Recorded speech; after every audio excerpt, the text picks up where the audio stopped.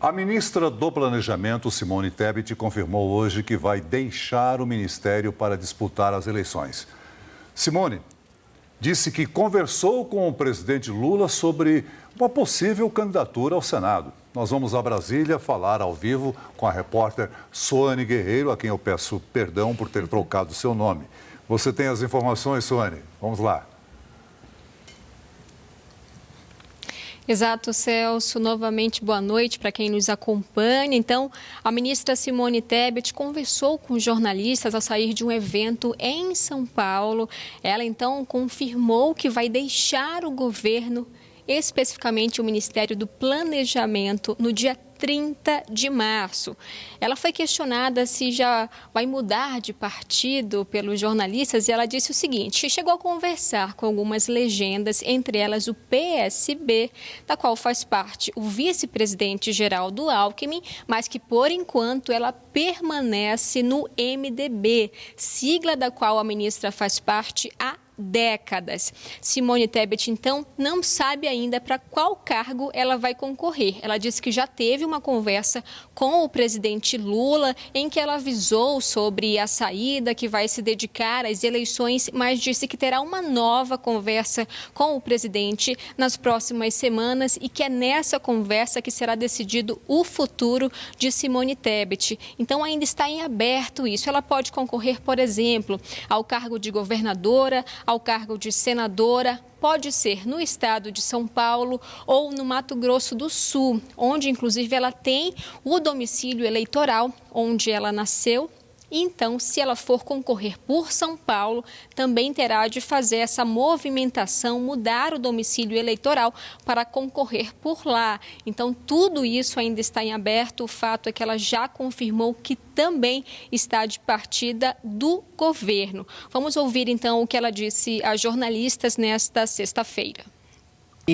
Na conversa que tive com o presidente, a primeira de pelo menos mais uma que terei ou no final da semana que vem, mas com certeza antes do Carnaval, é que eu deixo o Ministério do Planejamento e Orçamento até o dia 30 de março, ou quando o presidente definir, porque o presidente entende que eu sou importante no processo eleitoral, acho importante a minha candidatura. Discutimos com o presidente, começamos a discutir apenas a minha candidatura ao Senado Federal, discutimos o cenário do Brasil, não fechamos nada, não era o intuito, né? Ele queria me ouvir, o presidente tem a virtude de nunca impor nada, eu é que me ofereci a um projeto de país que eu entendo necessário, para mim política é missão, sempre foi.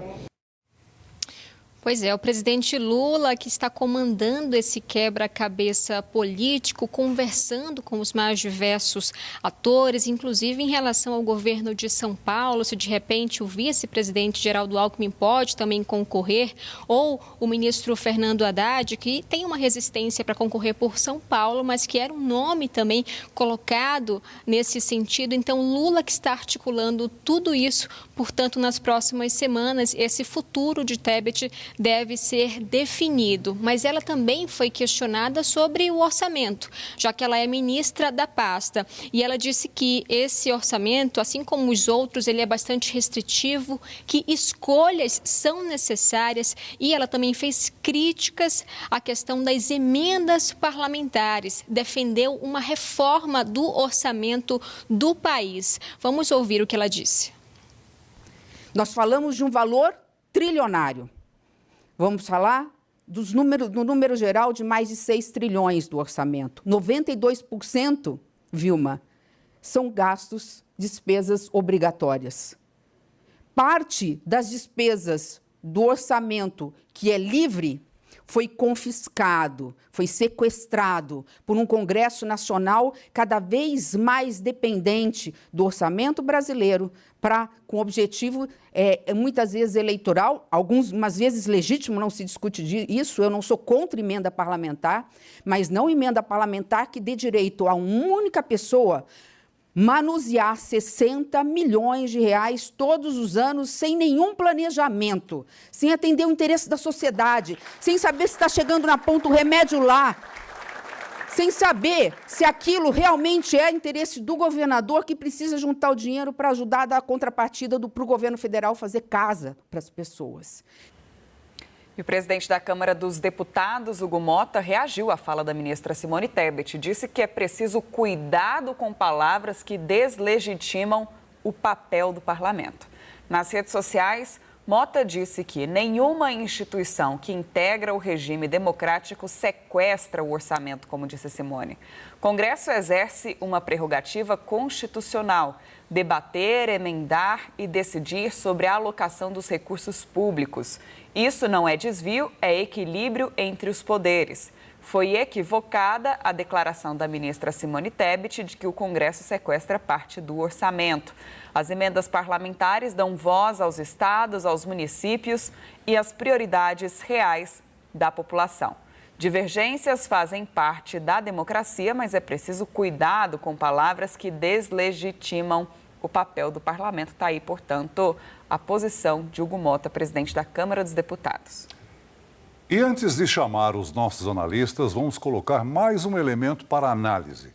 O prefeito de São Paulo, Ricardo Nunes, alfinetou Simone Tebet após a ministra confirmar candidatura ao Senado. A apuração que está no site do SBT News é de Eduardo Gaia.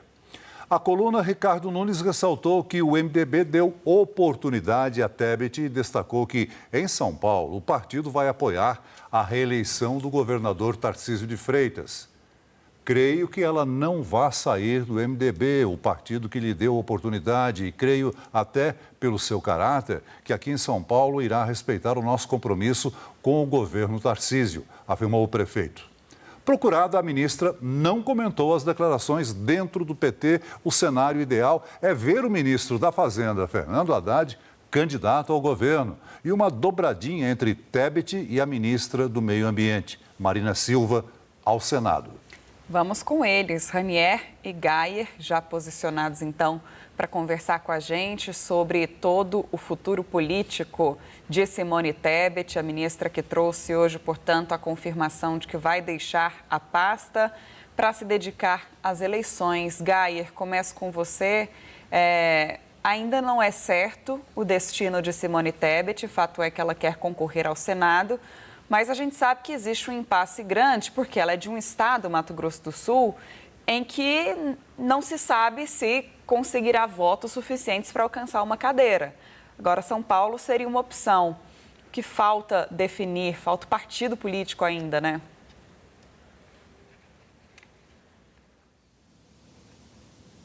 Pois é, Marina, a expectativa é de que a ministra Simone Tebet vá transferir o seu domicílio eleitoral de Mato Grosso do Sul para São Paulo, porque Mato Grosso do Sul tornou-se um estado bastante bolsonarista.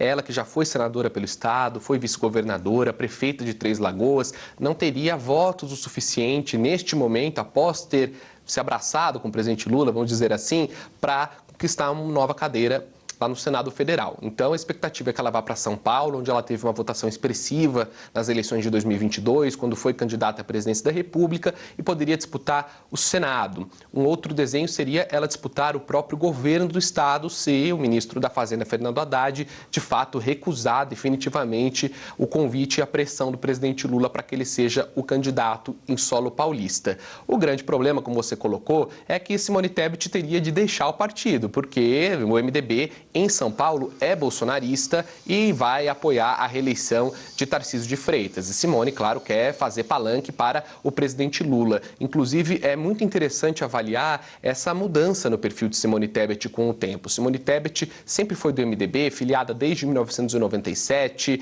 um quadro que transitava ali na centro-direita, fez uma candidatura de centro em 2022 e crítica ao Partido dos Trabalhadores no primeiro turno e no segundo turno apoiou o presidente Lula contra o ex-presidente Jair Bolsonaro com o discurso de defesa da democracia. Agora ela torna-se ministra do governo naquele discurso de frente ampla, mas olha só, hoje a ministra disse que coloca o seu futuro político nas mãos do presidente Lula. Essa a conversão de Simone Tebet. Ela tornou-se, na verdade, uma soldada do presidente Lula e até com uma fidelidade, uma lealdade, ou melhor dizendo, até uma disposição para ser candidata muito acima, inclusive, inclusive do próprio ministro da Fazenda, Fernando Haddad. Ela disse que está à disposição do presidente, isso quer dizer trocar de domicílio eleitoral, trocar de partido e ser candidata ao que o presidente da República definir. Vai ser preciso acompanhar. Eu fui atrás do prefeito de São Paulo, Ricardo Nunes, que é um dos expoentes do MDB em São Paulo, e perguntei a ele, e aí, como é que fica o futuro de Simone Tebet?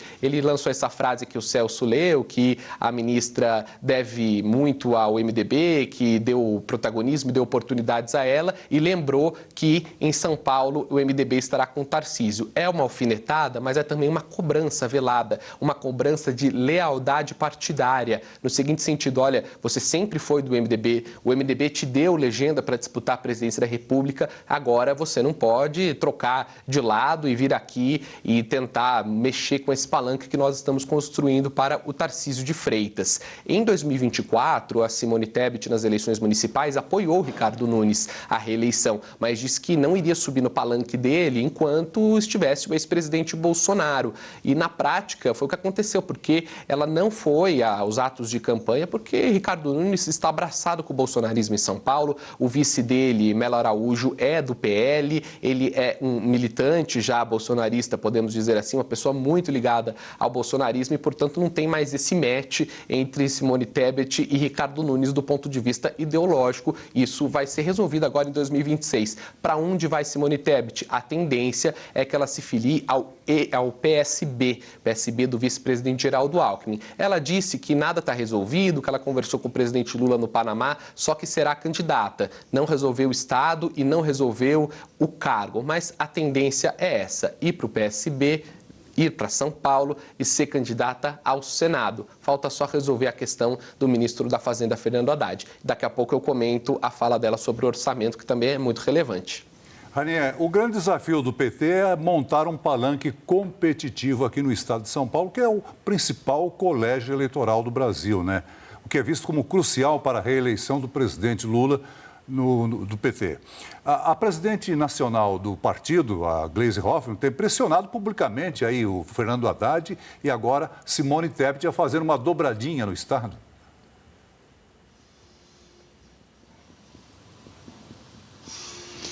Celso, além da Gleisi Hoffmann, o Fernando Haddad ele já foi cobrado pelo Camilo Santana também, que é o ministro da Educação, também um quadro do PT. Ele está tendo muita pressão e é interessante a gente destacar esse fato, porque, como você disse, São Paulo é o estado mais populoso do país, é o estado com a maior contingente de eleitores e qualquer presidente, qualquer candidato que almeje a vitória, ele tem que ter um palanque robusto, forte nesse estado.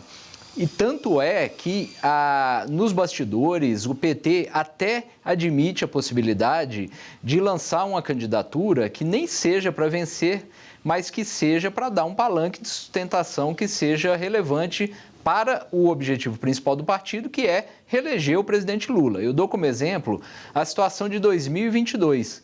Quem era o candidato a governador em São Paulo pelo PT era ele mesmo, o próprio Fernando Haddad. Ele foi derrotado, mas nos bastidores ele saiu como um vitorioso dentro do PT, porque ele garantiu a ida do partido para o segundo turno, ele garantiu que a derrota em São Paulo do presidente Lula não fosse num patamar que inviabilizasse a sua eleição nacionalmente. Tanto é que ele ganhou o cargo aí de ministro da Fazenda, até hoje é um dos principais auxiliares do presidente Lula, inclusive é cotado para sucedê-lo politicamente aí no futuro. Então, o Estado é tão importante que o partido, o PT, a campanha do presidente Lula e o próprio presidente Lula, ele vai direcionar esforços para montar um palanque até mesmo para perder. Porque a gente lembra que, se confirmada a candidatura à reeleição do governador Tarcísio de Freitas, do Republicanos, ele é um favorito por hora. Ele vai dar, obviamente, o palanque para a candidatura do bolsonarista, que por hora é a do senador Flávio Bolsonaro. E, Celso, esse problema do PT e do governo Lula não se restringe a São Paulo. Minas Gerais também é o segundo estado mais populoso. Olha o problema. O problema é no estado mais populoso e no segundo estado mais populoso. Lá também o governo Lula não tem um palanque, a situação é pior ainda. O Lula está tentando convencer o ex-presidente do Senado, Rodrigo Pacheco, que é senador pelo PSD, a ser o palanque, a se lançar candidato a governador. Ainda há resistência do ex-senador, até porque, se ele for candidato ao governo, ele vai ter que deixar o PSD, porque o PSD vai lançar a candidatura do vice-governador de Minas Gerais, que é o vice do Romeu Zema, o Matheus Simões, que já migrou para o partido e vai se lançar candidato ao governo pelo PSD. Obviamente, não vai ser o palanque do Lula. Então, o PT lá está numa situação pior ainda.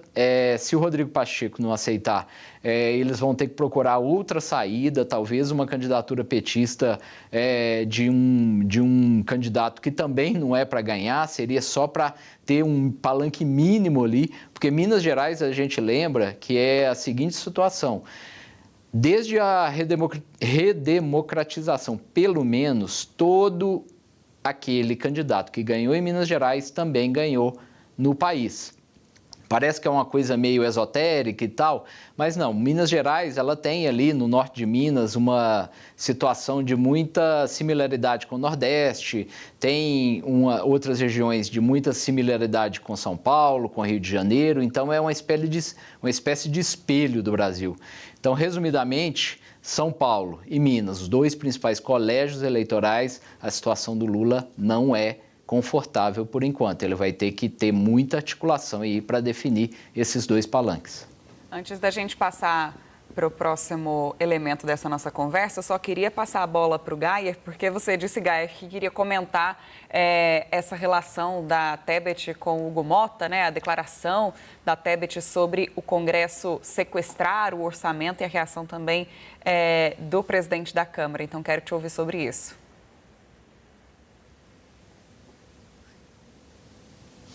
Muito rapidamente sobre esse assunto, porque o presidente da Câmara, Hugo Mota, disse que, por prerrogativa constitucional, o Congresso faz essa espécie de... Ele não usou a palavra gestão, mas que cuida ali também do orçamento com as emendas. O grande ponto é que as emendas impositivas só são constitucionais porque o Congresso colocou na Constituição. E não foi o Congresso lá de 1988, quando que escreveu a Constituição Cidadã. Foi o Congresso em 2015, quando criou esse instituto. A ministra Simone Tebet fez uma crítica, claro, num nível até bastante rigoroso ao Congresso Nacional, utilizar essa palavra de sequestro, de captura. Evidentemente que viria uma reação, o Hugo Mota não poderia deixar isso passar, porque ele foi eleito como uma espécie de presidente do Sindicato dos Deputados, ele foi eleito como um representante do Centrão, que é muito apegado a essa questão das emendas. Mas, para contextualizar a situação, no orçamento de 2026, que foi aprovado pelo Congresso Nacional, são 60 bilhões para emendas parlamentares. E quanto tem para investimento? 80 bilhões, ou seja, é um valor muito próximo que vai de investimento para o país todo, para fazer o país crescer e se alavancar estruturalmente. São 80 bilhões e 60 bilhões para as emendas parlamentares, uma parte delas, inclusive, impositiva, que acaba indo para, por exemplo, fazer ali uma obra numa rua ou para criar uma quadra de esporte, uma questão ali muito pontual na cidade. A emenda ela precisa existir, o deputado conhece a necessidade das cidades, esses investimentos também são importantes. A questão não é essa. A questão é que o volume gerido pelos deputados e pelos senadores, por vezes, é maior que o volume dos ministérios, e aí o gasto ele não é estrutural, ele é conjuntural. E, para além disso, o Congresso, que deveria fazer uma atividade legislativa, está executando, por vezes, o orçamento. E executar o orçamento, tradicionalmente, seria uma missão do Executivo. Então, existe uma disfuncionalidade e que o presidente da Câmara, Hugo Mota, deixou muito claro que o Congresso não pretende, não quer saber de mudar. Marina.